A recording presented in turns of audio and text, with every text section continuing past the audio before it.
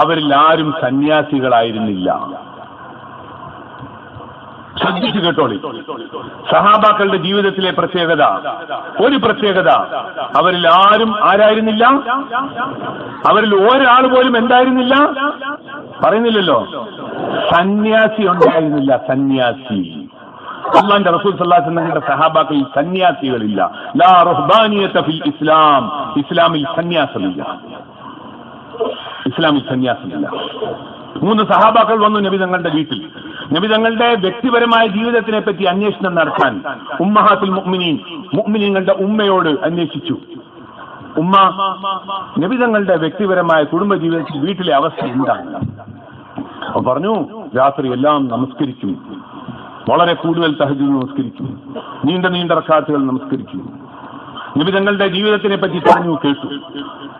ഈ 3 പേരും സഹോദരന്മാരെ, സഹാബാക്കളായ മഹാന്മാരുടെ ഓരോ സംഭവങ്ങളും, അവരിൽ നിന്നും നന്മ സംഭവിച്ചിട്ടുണ്ടെങ്കിൽ ആ നന്മയും, അവരിൽ നിന്നും തിന്മ സംഭവിച്ചിട്ടുണ്ടെങ്കിൽ ആ തിന്മയും, അവരിൽ നിന്നും പൂർണ്ണത ഉണ്ടായിട്ടുണ്ടെങ്കിൽ ആ പൂർണ്ണതയും, അവരിൽ നിന്നും അപൂർണത സംഭവിച്ചിട്ടുണ്ടെങ്കിൽ ആ അപൂർണതയും ഖിയാമത്ത് നാൾ വരെ വരാൻ പോകുന്ന ഉമ്മത്തിന് മാർഗദർശനമാണ്, മാതൃകയാണ്. ഈ അപൂർണത ഖിയാമത്ത് നാളിനിടയിൽ ആർക്കെങ്കിലും സംഭവിച്ചാൽ ഈ അപൂർണത സഹാബാക്കളിൽ സംഭവിച്ചതിന്റെ മാർഗത്തിനെ അവൻ തെളിയിച്ചിട്ടുള്ളത്.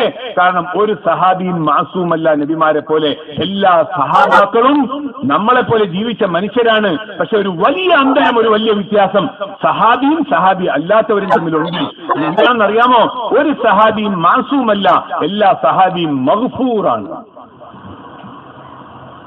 ഒരു സഹാബിയും മാസൂമല്ല, എല്ലാ സഹാബിയും ആരാണ് എന്ന് പറയും? എല്ലാ സഹാബിയും മഗ്ഫൂറാണ്. മഗ്ഫൂർ എന്താണ് മഗ്ഫൂർ? ജീവിതത്തിൽ അവർ ചെയ്ത എല്ലാ തെറ്റുകുറ്റങ്ങളെയും അല്ലാഹു തആല മാപ്പാക്കി കൊടുത്തു എന്ന് ദുനിയാവിൽ തന്നെ പ്രഖ്യാപിച്ചു കഴിഞ്ഞു. നമ്മളെയും അല്ലാഹു കൂട്ടത്തിൽ ഉൾപ്പെടുത്തുമാറാകട്ടെ. നമ്മളും തെറ്റുകാരും കുറ്റക്കാരുമാണ്. നമ്മളുടെ പാവങ്ങളും അല്ലാഹു തആല പുറത്തു തരണം. ഇതാണ് നമ്മളുടെയും ആഗ്രഹം. നമ്മൾക്കും അല്ലാഹു ഇൻഷാ അല്ലാഹ് പുറത്തു തരും. പക്ഷെ മരിക്കുന്നതിന് മുമ്പ് ദുനിയാവിൽ വെച്ച് നമ്മളെ ആരെയും പറ്റി അറിയിപ്പുണ്ടാവൂല.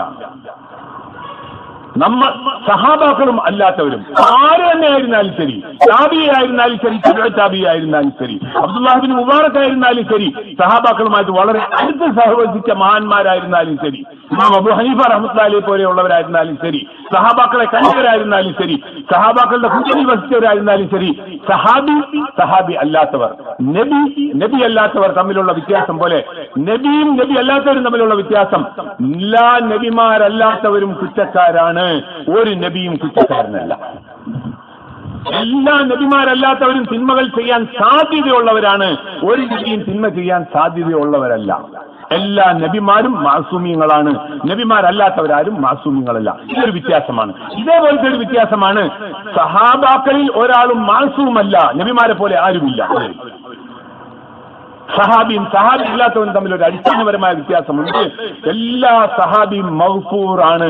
അവരിൽ നിന്ന് പറ്റിപ്പോയ, സംഭവിച്ചു പോയ മനുഷ്യ സഹജമായ തെറ്റുകുറ്റങ്ങളെ അല്ലാഹ് മാപ്പാക്കിയെന്ന് ദുനിയാവിൽ പ്രഖ്യാപിച്ചിട്ടുണ്ട്. അല്ലാത്ത ഒരു മനുഷ്യനും സഹാബാക്കൾക്ക് ശേഷം ഖിയാമത്ത് നാൾ വരെ അവരുടെ പാപങ്ങൾ പൊറുക്കപ്പെട്ടു എന്ന് ദുനിയാവിൽ അറിയിക്കപ്പെടുകയില്ല. അതിനുവേണ്ടി അല്ലാഹ് ഒരു ദിവസം വെച്ചിട്ടുണ്ട്. ആ ദിവസമാണ് ഖിയാമത്ത് നാൾ. അല്ലാഹ് എന്നെ നിങ്ങളെയും തിന്മകൾ ചെയ്ത് പൊറുക്കപ്പെട്ടവരുടെ കൂട്ടത്തിൽ ഉൾപ്പെടുത്തുമാറാകട്ടെ. 3 സഹാബാക്കൾ വന്നു, നബി തങ്ങളുടെ വ്യക്തിപരമായ ജീവിതത്തിൽ മനസ്സിലാക്കി.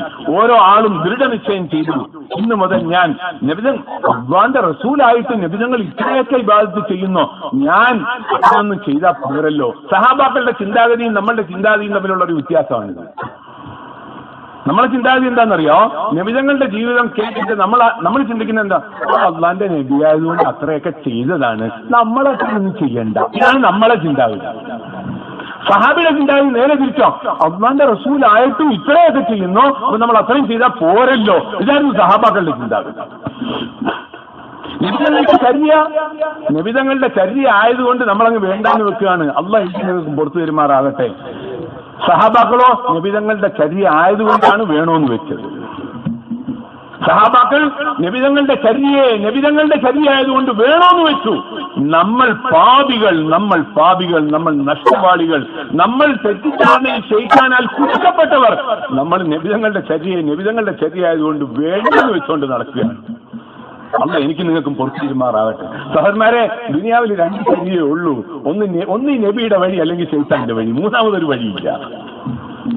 ഒന്നുകിൽ ഇസ്ലാം, അതായത് നബിതങ്ങളുടെ ചര്യ, അല്ലെങ്കിൽ ഇസ്ലാം അല്ലാത്തത്, അതായത് നബിതങ്ങളുടെ ചര്യ അല്ലാത്തത്.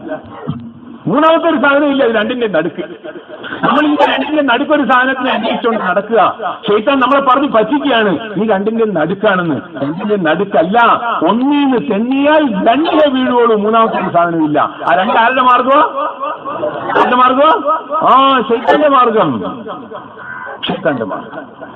ഒന്നുകിൽ അല്ലാഹ് സ്വീകരിക്കുന്ന പ്രവൃത്തി, അല്ലെങ്കിൽ അല്ലാഹ് സ്വീകരിക്കാത്ത പ്രവൃത്തി. സ്വീകരിക്കുകയും സ്വീകരിക്കാതിരിക്കുകയും ചെയ്യുന്ന പ്രവൃത്തി ദുനിയാവിൽ അല്ലാന്റെ ഒന്ന് പറയും ഉണ്ടോ? ഇല്ല. ഒന്നുകിൽ അള്ളാന്റെ അടുക്കൽ മഖ്ബൂൽ, അല്ലെങ്കിൽ അള്ളാന്റെ അടുക്കൽ മർദൂദ്. ഒന്നുകിൽ അള്ളാന്റെ അടുക്കൽ സ്വീകരിക്കപ്പെടുന്നത്, അല്ലെങ്കിൽ അള്ളാഹുവിന്റെ അടുക്കൽ നിന്നും നിരാകരിക്കപ്പെടുന്നത്, പുറന്തള്ളപ്പെടുന്നത്. അള്ളാന്റെ അടുത്ത് സ്വീകരിക്കപ്പെടുന്നത് ഒറ്റയായ അള്ളാഹ് ഒറ്റ മാർഗത്തിന് മാത്രം സ്വീകരിക്കും. ആരുടെ മാർഗം? ആരുടെ ചര്യ? ശക്തി പറയും, റസൂലുള്ളാന്റെ ചര്യ. നമ്മുടെ മഹാന്മാര് പറഞ്ഞത് ഹൃദയത്തിൽ അള്ളാഹ് മാത്രം, ജീവിതത്തിൽ റസൂലുള്ള മാത്രം. ഇതാണ് മുഅ്മിൻ. ആരുടെ ജീവിതത്തിൽ? നമസ്കാരത്തിൽ, ഭാര്യയുമായിട്ടുള്ള സഹവാസത്തിൽ, സഹോദരത്തിന്റെ ജീവിതത്തിൽ, ഉമ്മയോടുള്ള പെരുമാറ്റത്തിൽ, കമ്പോളത്തിലെ കച്ചവടത്തിൽ, ഉദ്യോഗത്തിൽ, കൃഷിയിൽ, തൊഴിലിൽ, കല്യാണത്തിൽ, മരണത്തിൽ. ആരുടെ ഈ 24 മണിക്കൂറിനെടുത്ത ജീവിതത്തിൽ മുഹമ്മദ് റസൂലുള്ളാഹിയുടെ ചര്യ ഉണ്ടോ? അതായത് സഹാബാക്കളുടെ മാർഗത്തിലാണോ? സഹാബാക്കളുടെ മാർഗത്തിലാണെങ്കിൽ അത് റസൂലുള്ളാഹിയുടെ ചര്യയായി. അതാണ് റസൂലുള്ളാഹിയുടെ ചര്യ സല്ലല്ലാഹു അലൈഹി വസല്ലം. ആര് സഹാബാക്കളുടെ മാർഗത്തിനെ പിൻപറ്റിക്കൊണ്ടാണോ ജീവിതം 24 മണിക്കൂറിനായിട്ട് അവന്റെ കാണുന്നത്, ആ ജീവിതം അള്ളാഹുവിന്റെ അടുത്ത് അംഗീകരിക്കപ്പെട്ട ജീവിതമാണ്. അപ്പൊ 3 സഹാബാക്കൾ വന്നു, നബി തങ്ങളുടെ വ്യക്തിഗതമായ ജീവിതത്തിനെ പഠിച്ചു. എന്നിട്ട് 3 പേരും ദൃഢനിശ്ചയം ചെയ്തു. ഒരാൾ ദൃഢനിശ്ചയം ചെയ്തു, ഇനി ഞാൻ രാത്രി ഉറങ്ങൂല, രാത്രി മുഴുവൻ നിസ്കരിച്ചു. ഒരാൾ ദൃഢനിശ്ചയം ചെയ്തു, പകലൊന്നും ഞാൻ ഭക്ഷണം കഴിക്കില്ല, പകലെല്ലാം നോമ്പ് കുടിക്കും. ഒരാൾ ദൃഢനിശ്ചയം ചെയ്തു, ഞാൻ വിവാഹം കഴിക്കാതെ ബ്രഹ്മചാരിയായിട്ട് ജീവിക്കും. അല്ലാഹുവിന്റെ റസൂൽ സല്ലല്ലാഹു അലൈഹി വസല്ലം വന്നപ്പോൾ നമ്മളെ ഉമ്മഹാത്തുൽ മുഅ്മിനീൻ റളിയല്ലാഹു തആല അൻഹും അജ്മഈൻ, അവരിൽപ്പെട്ട ഒരു മഹദി, ഒരു ഉമ്മ പറഞ്ഞു, ഇല്ലേ തങ്ങളുടെ 3 സഹാബാക്കൾ വന്നിരുന്നു, ഇങ്ങനെ ചോദിച്ചു, ഞാൻ ഇങ്ങനെ പറഞ്ഞു. അവരിങ്ങനെ ദൃഢനിശ്ചയം ചെയ്തിട്ട് പോയി. അല്ലാഹുവിന്റെ റസൂൽ സല്ലല്ലാഹു അലൈഹി വസല്ലം അവരെ വിളിച്ചിട്ട് പറഞ്ഞില്ല, ഞാൻ നിങ്ങൾക്കൊരു പരിപൂർണമായ മാർഗത്തിനെ കൊണ്ടുവന്നിട്ടുണ്ട്. എന്നെ പോലെ ആകാൻ ശ്രമിച്ചാൽ മതി, ആയില്ലെങ്കിൽ അള്ളാഹ് മാപ്പാക്കി തരും. എന്നെക്കാൾ കൂടുതലൊന്നും ചെയ്യണ്ട. നിങ്ങൾക്ക് വിട്ടുവീഴ്ചയാണ് അള്ളാന്റെ ഭാഗത്ത്. എന്നെ പിന്നിൽ നടക്കാൻ ശ്രമിച്ചാൽ മതി. അവിടെ വരെ എത്തിയില്ലേ, കുഴപ്പമില്ല, അള്ളാഹ് വിട്ടുവീഴ്ച ചെയ്യും. അള്ളാഹ് വിട്ടുവീഴ്ച ചെയ്യും. അള്ളാഹ് എനിക്ക് നിങ്ങൾക്ക് മനസ്സിലാക്കി അമൽ ചെയ്ത് തിരിച്ചറിഞ്ഞാറാകട്ടെ. സഹാബാക്കളുടെ ജീവിതത്തിലെ ഒരു പ്രത്യേകത എന്തായിരുന്നു? മറന്നുപോയോ? അവരിൽ ഒരാളും ആരായിരുന്നില്ല? നോ സന്യാസി. സന്യാസികളില്ല. ആരാ സന്യാസി? ദീനിന്റെ പരിശ്രമത്തിന്റെ പേരും പറഞ്ഞ് തന്റെ കുടുംബജീവിതത്തിനോടുള്ള ഉത്തരവാദിത്വങ്ങളും സമ്പാദ്യ മാർഗത്തിനോടുള്ള കർമ്മങ്ങളും വിസ്മരിച്ചുകൊണ്ട് അലസനായി മടിയനായി ജീവിക്കുന്നവൻ. ഞാൻ ദീന്റെ പരിശ്രമം ചെയ്യാൻ തീരുമാനിച്ചിരിക്കുകയാണ്, അതുകൊണ്ട് ഭാര്യയെ കൊണ്ടുപോയി വിധവാ സംരക്ഷണ കേന്ദ്രത്തിലാക്കാം. ഭാര്യയെ എവിടാക്കാം? വിധവാ സംരക്ഷണ കേന്ദ്രത്തിലാക്കാം. മക്കളെ കൊണ്ടുപോയി യതീം ഖാനയിലാക്കാം. നബിതങ്ങളുടെ കാലത്ത്, സഹാബാക്കളുടെ കാലത്ത് വിധവാ സംരക്ഷണ കേന്ദ്രവും ഇല്ല, യതീം ഖാനയും ഇല്ല. ഇത് രണ്ടുമില്ല. ഒരു അറബി, എന്റെ ഒരു കൂട്ടുകാരൻ കേരളത്തിൽ വന്നു. ഞാൻ ആരെയും കുറ്റം പറയുകയില്ല, വേറെ ഒന്നും തെറ്റിദ്ധരിക്കരുത്, അദ്ദേഹം പറഞ്ഞത് മാത്രം പറയുകയാണ്. എനിക്ക് പറയാൻ യോജിക്കുകയില്ല. കേരളത്തിൽ ഞങ്ങൾ ഒരുമിച്ച് യാത്ര ചെയ്തു. പല സ്ഥലങ്ങളിലും ദാറുൽ ഐത്താം യതീമീങ്ങളുടെ ഭവനങ്ങൾ, യതീം ഖാനകൾ ഈ ബോർഡുകൾ കണ്ടു അദ്ദേഹം പല സ്ഥലത്ത്. എന്റെ അടുത്ത് ചോദിച്ചു, ഇതെന്താണിത്? ഇങ്ങനെ യതീമീങ്ങളുടെ വീടെന്ന് എഴുതിയിരിക്കുന്നത്.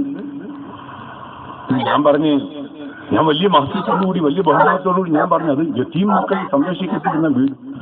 അയ്യയ്യേ എന്ത് നാണക്കേട്, എന്ത് നാണക്കേട്! നിങ്ങൾ എന്ത് പണിയാണ് ഈ കാണിച്ചിരിക്കുന്നത്?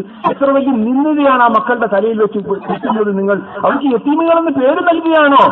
യതീമാണെന്ന് അറിയാതെ ജീവിക്കണം, അതാണ് മുസൽമാന്റെ ജീവിതം. യതീം ആരാണെന്ന് അറിയാതെ ജീവിക്കണം പറയുന്നില്ലല്ലോ ആരും. യതീം ആരാണെന്ന് അറിയാതെ ജീവിക്കണം, യതീമാണെന്ന് അറിയാതെ ജീവിക്കണം.